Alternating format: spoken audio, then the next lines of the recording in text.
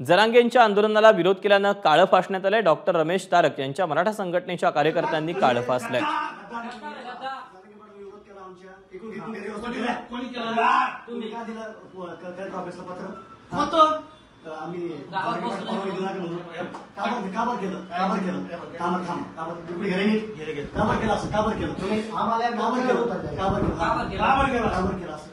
Doctor Ramesh तारक यांनी याबद्दल काय प्रतिक्रिया दिली पाहूया। मी पेशंट पाहत होतो आणि मला सकाळी एक फोन आला की आम्हाला पेशंट दाखवायचं आहे आणि ओळखीचेच असल्यामुळे मी म्हटलं की या 1-1.5 तासानंतर मी पेशंट पाहत होतो। पेशंट पाहत असताना बाहेर आवाज आला। म्हटलं काय झालंय? तर 7-8 जण आले। तर मला म्हणे तुमचा सत्कार करायचा। म्हटलं कशा बद्दल?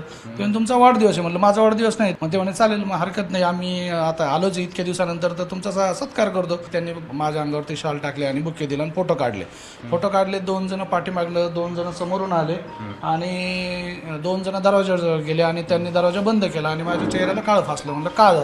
तर ते म्हणले की तुम्ही निवेदन दिलं आंतरवलीचं। मी म्हणलं जातीय तेढ निर्माण झालं, गावचा विषय होता आणि त्यासाठी ते मला करणं गरजेचं होतं। एबीपी माझा, उघडा डोळे बघा नीट।